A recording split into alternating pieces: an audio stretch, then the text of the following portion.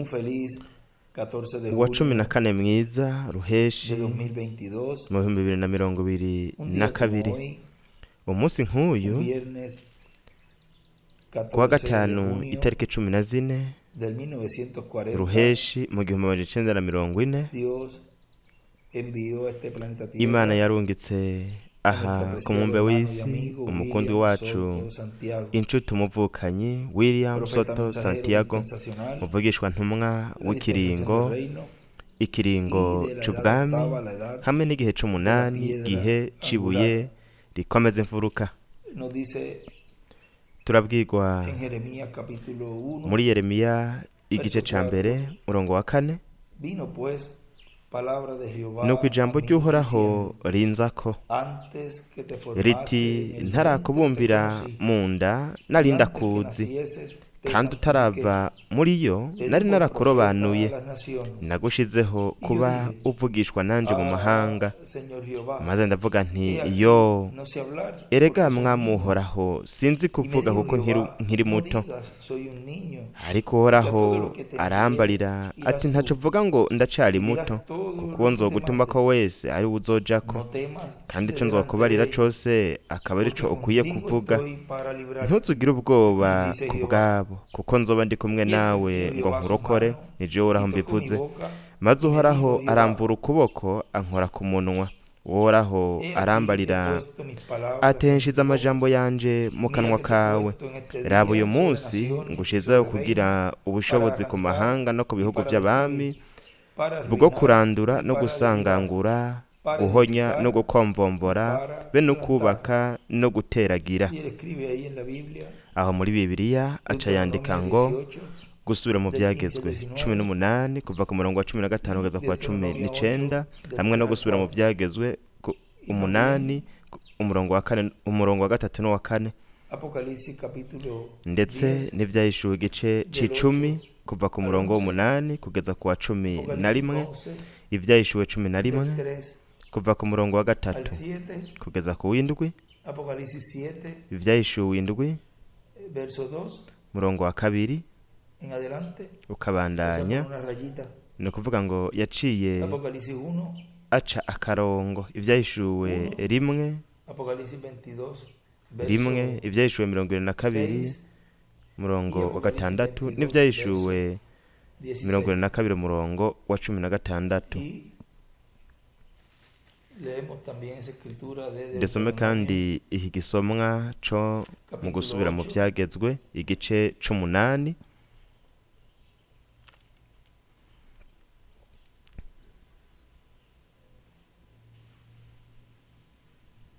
verso 3 murongo wa 3 adelante. kabandanya. Y te afligió y te hizo nuko tener yabacishije hambre y te bugufi sustentó con yemera ko maná, musonza, comida araheza abagaburira amanu que no mutari conocías muzi, tú ni tus n'abasogokuruza padres banyu la habían batigeze conocido, kumenya, para hacerte saber kugira ngo que no solo de pan bamenyeshe vivirá el yuko hombre, umuntu mas de adatungwa todo n'ivyo lo que kurya sale gusa, de la ariko boca atungwa de Jehová n'amajambo yose ava mu vivirá kanwa el hombre. k'uhoraho. Tu vestido impuzu nunca se zanyu envejeció sobre ti, ntizabashiriyeko, ni el pie canke se te ibirenge ha vyanyu hinchado ngo en bivyimbe estos iyi 40 myaka años. uko ari 40.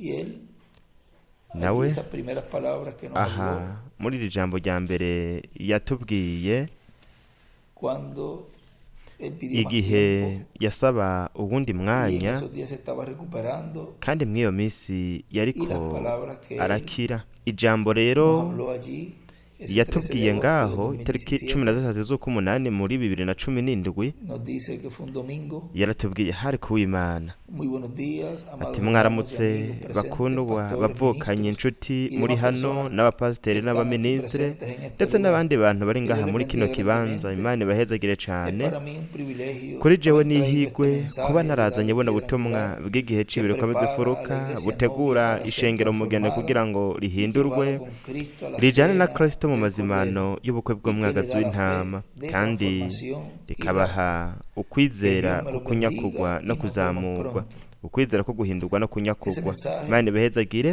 que Dios nos ha tuzobonana traído por vuba. medio buno del butumwa Imana instrumento que Dios yatuzaniye biciye mu colocó gikoresho Imana en este planeta yashize Tierra, aha ku mumbe el cual w'isi, conocimos por nombre de arico William tuzi ku Soto izina rya Santiago. William Soto Santiago. Ese mensaje ubu butumwa el que nos prepara nibwo budutegura, el que nibwo nos alista budushira ku murongo bukadutondeka nuestra kugira ngo adopción, turonke ukurarwa la mu mwuzuro, redención, la transformación de ugucungurwa, nuestros cuerpos. uguhindurwa kw'imibiri yacu. Y kandi el mensaje contiene, ubutumwa burimwo como él dice allí, nk'uko yabivuze todo hariya, lo que ibintu necesitamos. byose dukeneye.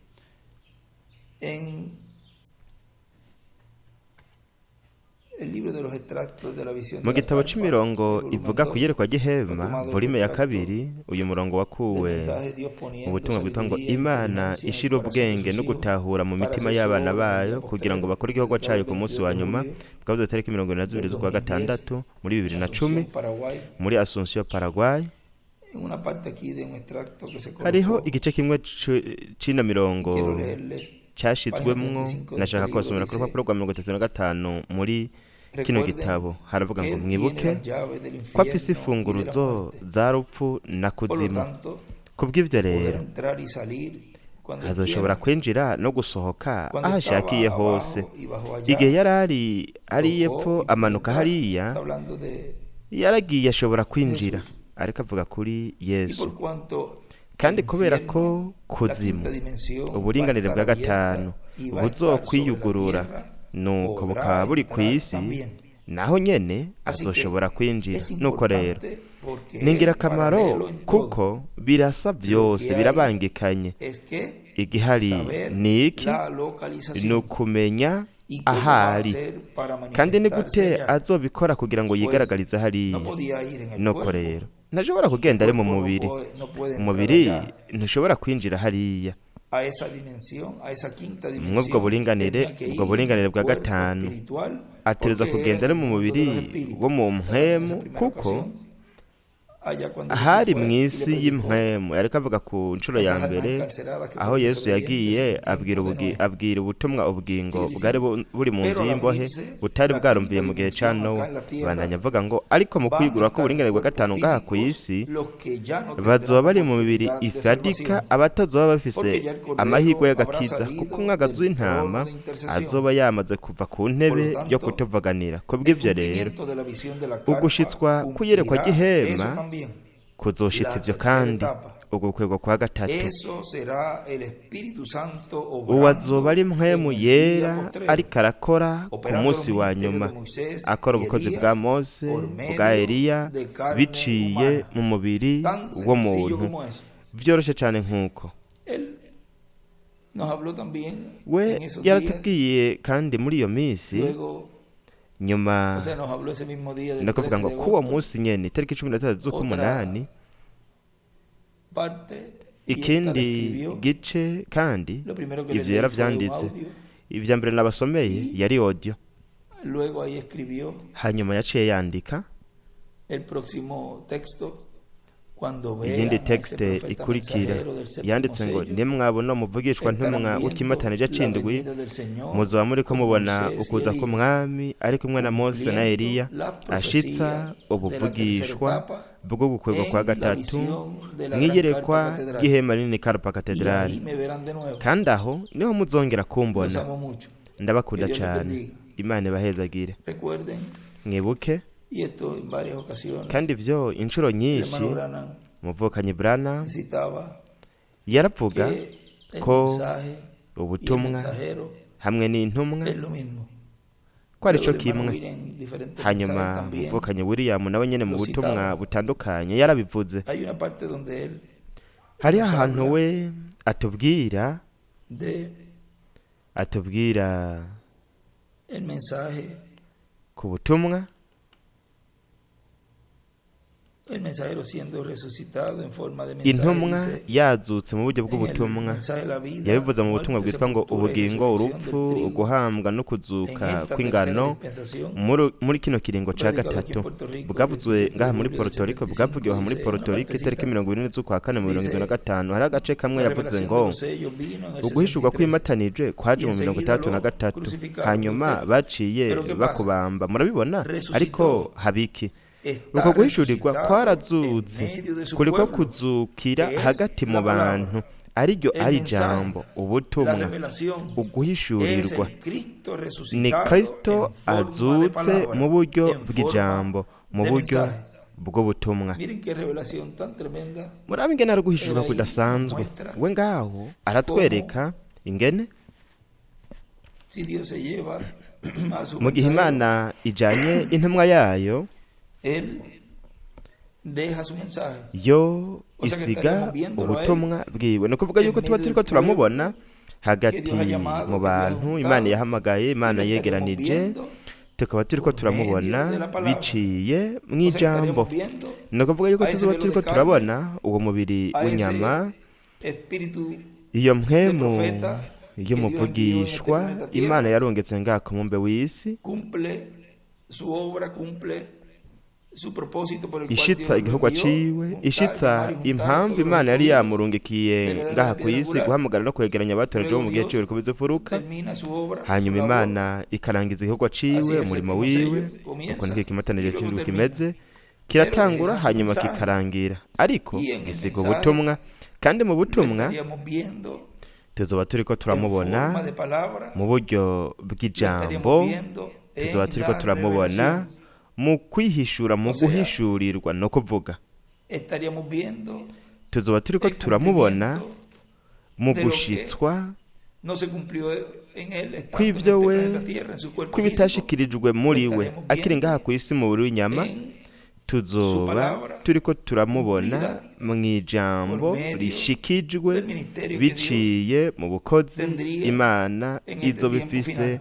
muri iki gihe ca nyuma Sigue diciendo akomeza kuvuga ngo en el mensaje que estamos leyendo. mwabona ubutumwa nyene twariko Así turasoma será que la tercera etapa nuko rero será uguhe para kwa la iglesia gatatu novia, kuzoba kw'ishengero las vírgenes mugeni insensatas, inkumi o la z'ibicucu iglesia. canke El ishengero cristianismo. El abakristu cristianismo incluye las kandi mu vírgenes bakristu prudentes harimwo inkumi y las z'ubwenge vírgenes insensatas, hamwe n'inkumi las que tenían z'ibicucu aceite y las que no izifise tenían aceite. amavuta Y n'izidafise el mundo, amavuta que ya hamwe no tendrá n'isi oportunidad de abatazogira amahirwe pero y'agakiza van a ver ariko lo que está prometido bazobona para este ivyasezeranywe tiempo final. muri iki gihe ca Ya nyuma vemos por qué la resurrección de los twamaze santos, kubona de los igituma santos del umuzuko Antiguo w'abera Testamento, bera bo mu isezerano rya dependía kera de la wari llegada ushingiye de Jesús, ku gushika kwa yesu de Jesucristo, ugushika kwa el yesu ángel del kristo pacto, marayika en w'isezerano cuerpo angelical, mu mubiri umeze al nk'uw'abamarayika ashika Y muri también, paradizo ndetse eso fue para byongeye la primera ivyo nivyo venida de vyanabaye Cristo. mu kuza kwa mbere kwa Y para kristo la segunda venida de Cristo, no mu kuza kwa kabiri los kwa que están kristo en la sexta rero dimensión abari mu buringanire bwa dependen de la gatandatu llegada bashingiye ku gushika en su cuerpo angelical ari mu mubiri umeze nk'uw'abamarayika cumplimiento de la ugushika segunda venida de él, kugushitswa porque kukuza de kwa esa kabiri venida, kwiwe de esa llegada kuko allí, uko gushika uko kuza ngaho depende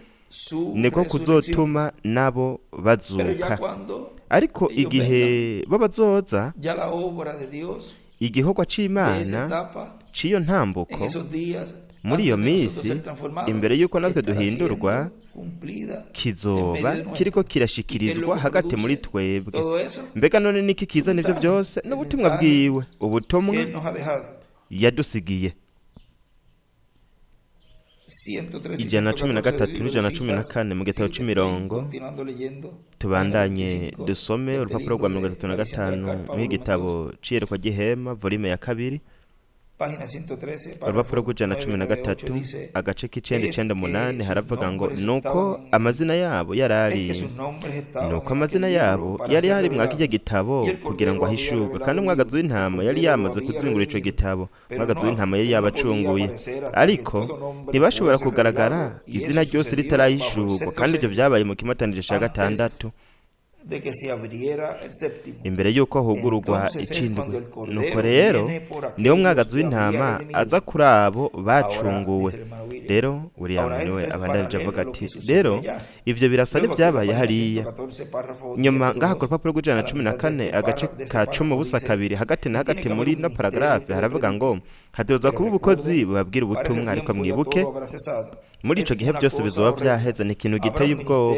Hazoba ubukozi buzokwerekana ibitangaza byinshi. William aravuze ngo kandi ubu nibwo bukozi bwande bwa Mose na Eliya bw'imyera y'ibiri n'ibitangaza n'utwumiza. Hazoba ibitangaza byinshi hehe mu gushitswa kw'iyerekwa ry'ihema.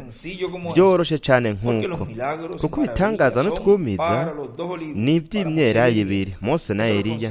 Ivyo abibandanya ku rupapuro, ivyo tubisanga ku rupapuro rw'136 ku gace ka 12:8. Baramubajije avuga ivyabajije Branham umugeni imbere yuko Yesu aza wazogira ububasha bwose bwa mpwemu yera kugira ngo akore ibitangaza, azura abapfuye ndetse bityo nko mu mvura y'urushana. kandi iyo ni imvura y'urushana ku 144 by'abayuda. Bazogira abakozi b'Imana ivyo byose. Turarindiye gusa ukuza rero imvura y'urushana 144 by'abayuda. Oya, aho n'igihe Eliya na Mose, aho niho ibitangaza bifise ikibanza. Ibintu abantu bariko bararondera abapantekoti barondera ibitangaza, ariko aho ivyo bizobera hazoba ari mu bukozi bwa Mose na Eliya. Reka rero dukomeze hano. Yoweri nuko yabivuze, ariko ntihazoba hakiri igihe c'agakiza. Byose bizoba vyarangiye kuko umwagozi w'intama zoba yamaze gufata igitabo kandi ubucunguzi buzoba bwarangiye. Yesu yaravuze ubutumwa arankwa, hanyuma carabandanya kwa babandi bari mu nzu y'imbohe batashobora kwihana. Nta gihe c'agakiza cari kigihari. Ubwo bukozi nyene buzoterezwa kwisubiramwo. Mbega vyogenda gute uko kubaye ugukorwa kwa gatatu ko bazimiye burundu? William aravuze ngo rero murabe buno bukozi butegerezwa kwisubiramwo. No kuvuga yuko nk'uko Kristo yabwiye ubutumwa impwemu zari ziri mu nzu y'imbohe zitari zigifise amahirwe y'agakiza kuko bari batakaje ayo mahirwe.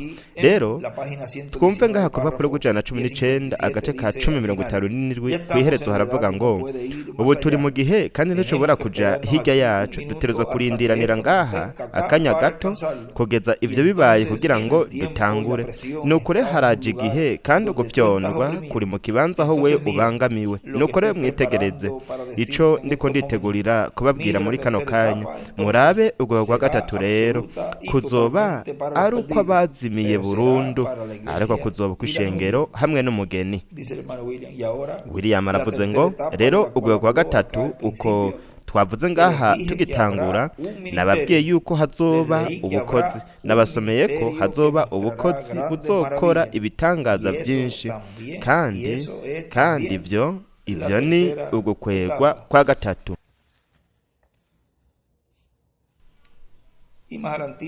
Hepfo cyane ku rupapuro rwa 38 haravuga ngo buri muntu wese arashobora kuvuga ati ariko umuvukanyi Branham azoba ari mu ihema, yarungitswe mu ihema, yagize iyerekwa, yibona mu iyerekwa ari mu ihema. Ariko iyerekwa ntabwo ari ukuri. Iyerekwa rihinduka, iyerekwa rirasigurwa, n'ubuvugishwa. Kandi kugira twihweje neza, icambere nuko atari we yari yubatse iryo hema. Igihe yaja mu iyerekwa ryari rihari kandi ryari ko rirakora. Hariho ubukozi ngaho buriko burakora.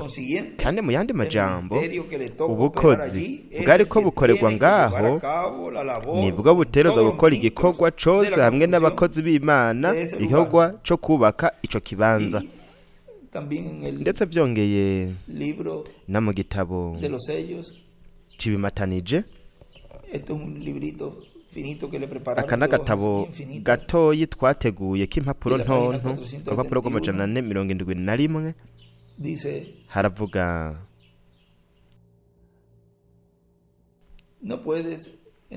nimushobora hagati na hagati canke reka turabe hano.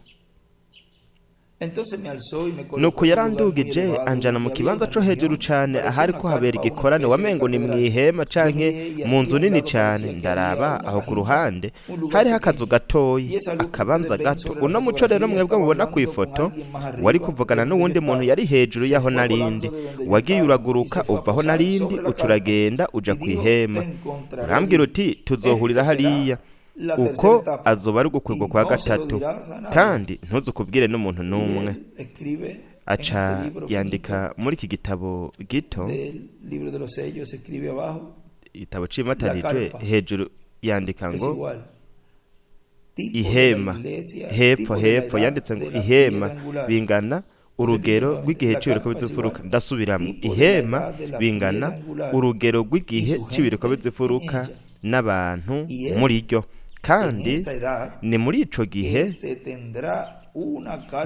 gihe kizoba kirimwo ihema rinini, Carpa Cathedrale, mu bukozi runaka. Mwimvira ingene we ngaho ashira ihema nk'urugero rw'ihema rinini, nk'urugero rw'igihe cy'ibiriko bizifuruka, hamwe no mugwi w'iryo hema batoranijwe n'abantu baryo, ndetse kandi ko ari muri ico gihe aho tuzogira mu buryo bugaragara, mu buryo bw'ukuri, atari mwiyerekwa canke mu buvugishwa, ariko mu kuri tuzogira ihema Carpa Cathedrale, kandi mwe murabona ko turivise, ndetse byongeye yaravuze ngo mu bukozi runaka. No kuvuga ko ubwo kwega kwa gatatu ni ikintu marayika yabwiye muvukanyi Branham ko atobwira n'umuntu n'umwe, kuko ico Imana izoba iriko irashitsa mu gukwega kwa gatatu, mu gushitswa kw'iyerekwa ry'ihema, azoba ari ikintu hanyuma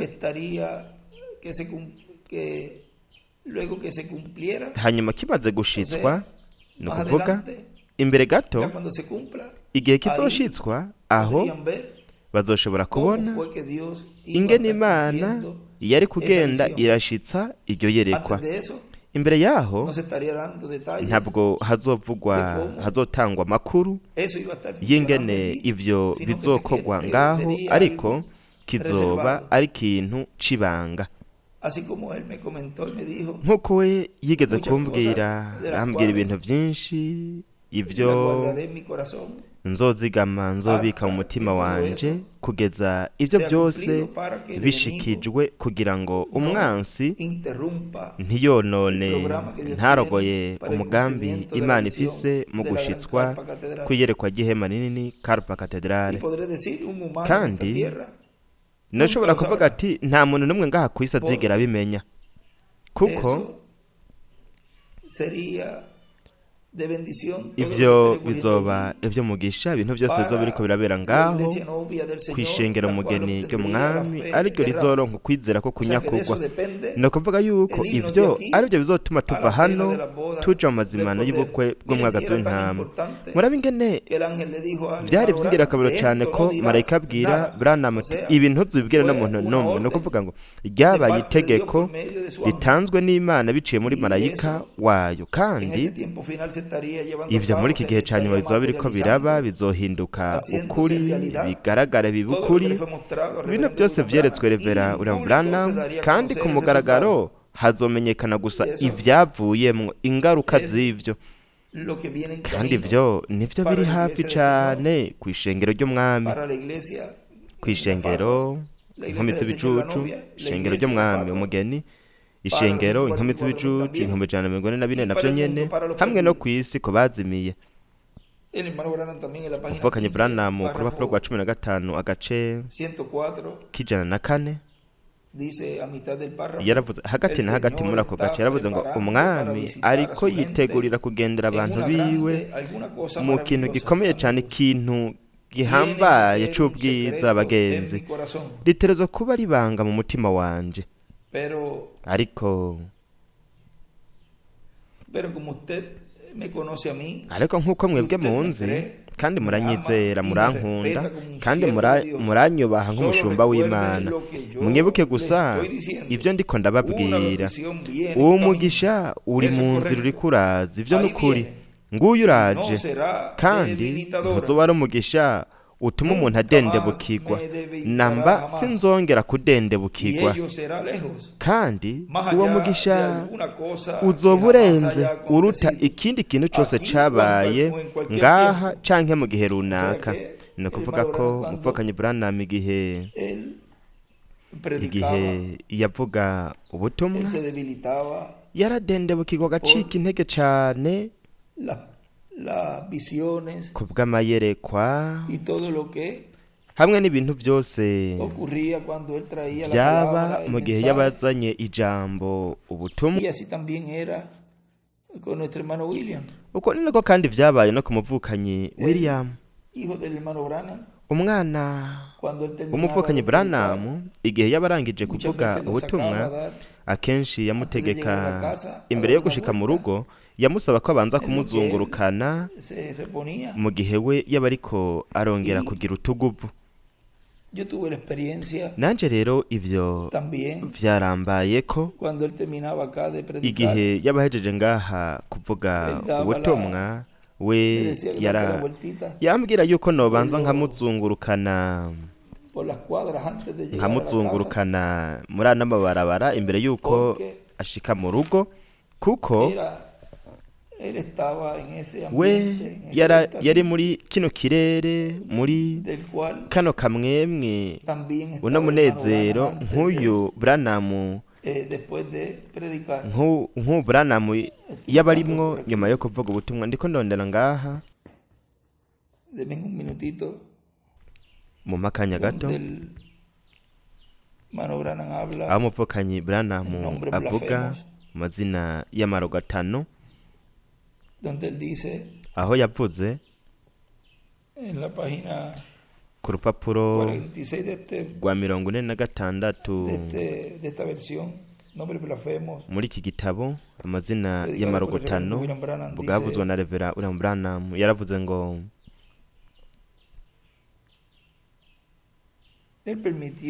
we yaremeye ko Yesu ashika ahantu murabihariye, mu gihe yashobora kuzura abapfuye, mu gihe yashobora gukora ikintu icyo cyose ashatse. Aremera ko umusoda w'umuroma amushikira ubwanwa mu maso. Ndetse Branham aca yerekana ukuntu bamushikira ubwanwa mu maso, bakamukubita, bamupfuka igitambara mu maso, baramubwira bati rero urabizi watubwiye ko rumuvugishwa. Bose bari bamukikije n'ibihiri. Branham acerekana ingene bamukubita mu mutwe, bakamubwira bati tubwire ninde yagukubise. Yarazi uwaramukubise uwo ari we, yaramuzi neza cyane, murabyumva. Ariko ubukozi bwiwe bwari ko bwitegurira kwambikwa igitsibo. Buri gihe hama hagera ibyo byama bishika aho buboneka nk'ubwacitse intege, nk'uko umenga bwagiye, nuko Imana ikabwambika igitsibo. Mwami, emera ko biba mwami. Aca yandika ngo iyo ubukozi bugiye kwambika igitsibo, umenga buba bwatakaje ingufu, ububasha. We ngaho ico gihe yambwira ko no muzungurukana imbere yuko ashika mu rugo, nkabanza nkamuzungurukana. Hanyuma imbere gato yaransiguriye, arambwira impamvu yansaba ivyo. Kandi mwumve n'ingene Branham nawe avuze ko atazoba ari intambuko icana intege, no kuvuga ngo iyo ntambuko izoza we ntazotegerezwa kuba afise uku kudendebukirwa nko mu gihe hamuza ko amayerekwa cyangwa igihe yaba ariko aravuga ubutumwa. Kandi ntazoba ari intambuko icana intege. Ndiko nsoma kuri paragrafu 104 mu gitabo c'imirongo, urupapuro rwa 15. Namba sinzongera kudendebukirwa, kandi zobirenze cyane, iruta ikintu cyaco cyose coba carabaye ngaha canke mu gihe runaka. Ico ni ikintu gusa Imana yampaye. Iyo izongera umwizera mu buntu nyuma yuko nabikoze, hamwe n'ibintu nakoze n'uburyo nitwaye, ndetse nkacira urubanza ibintu byose imbere y'Imana. Ndetse n'Imana ivuze ikintu runaka igagikora, utubona ngo dukurikirana. Yo izo bikora uko biri kose, no kuvuga ko uko kwa gatatu azoba ari ukwambikwa igitsibo, kwaba uko ubukozi bwa marayika w'Umwami Yesu Kristo, ubukozi bw'uzoba ariko arakora kugira ngo hashitswe iyerekwa ry'ihema rinini Karpa Katedrale, harimo iyo migwi yose. Ndetse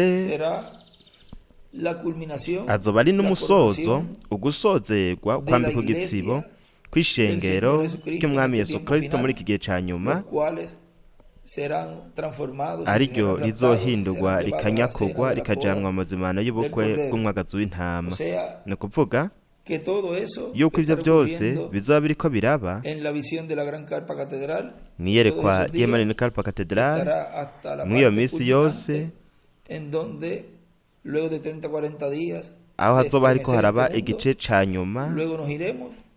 Hanyuma nyuma y'iminsi iri hagati ya 30 na 40 naho tuzonyeganyeza inosi, hanyuma tuzogenda ico gice cose kugeza ku gice ca nyuma, niho Imana izosozera ubukozi bwa nyuma bw'Imana hagati mu biremwa bantu. Hanyuma hazoca haza urukurikirane rw'ibintu vy'ubuvugishwa vyavuzwe mu vyanditswe, ko ivyo bijanye haba mw'ijuru mu mazimano y'umwagazi w'intama, ho hazoba ubuvugishwa buzoba buriko burashitswa, ndetse no mu biremwa abantu, aho uburenganire bwa gatanu buzoba bwiyuguruye, aho ibintu vy'Imana bizoba biriko biragwa ku kiremwa muntu muri ino myaka 3 n'igice.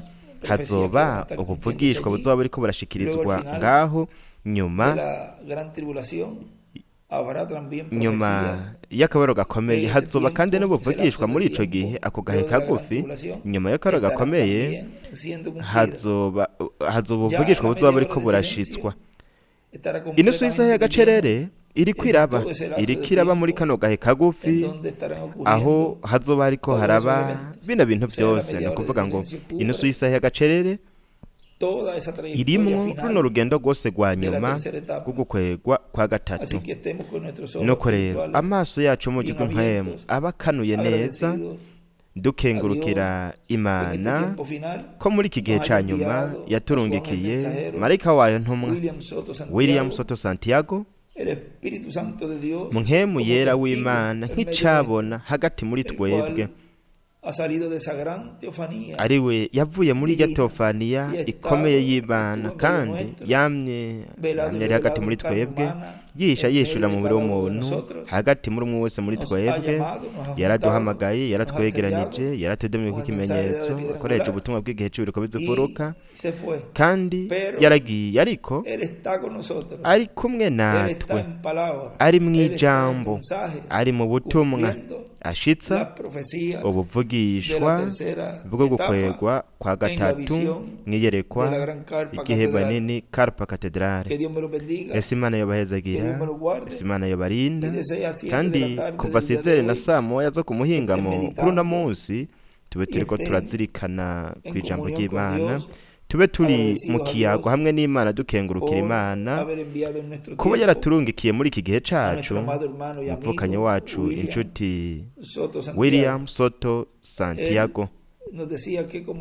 we yaratubwiye ko nka saa moya ngaho, kuko igihe bandika iyo tariki yavuze yuko mama we yamubwiye yuko bwari ko burira, kandi mwe murazi yuko muci ngaha muri Puerto Rico n'ahantu hose ari muci bwira butevye. Ngaha muri Puerto Rico bwira nka saa moya imbere gato canke nka saa moya, nkuko nico gituma yavuga ngo ni hagati ya sizere na saa moya, ariko ni nka saa moya isaha yavukiyeko. no kuvuga ngo nyuma y'umuhingamo tube turiko turazirikana ko mwami, kandi dushimira Imana ko yaturungikiye hagati muri twebwe gushitswa kw'ivyeshuwe 22:16, aho ngaho Kristo bwiwe yavyivugiye, Yesu bwiwe avyivugira, yaravuze ngo jewe Yesu ntumye umumarayika wanje gushingire nahe mwebwe ivyo ko bw'amashengero, jewe munago wo gushize ca Dawidi ndi umwuzukuruza wiwe, kandi ndi kenyenyeri gica ibibatsi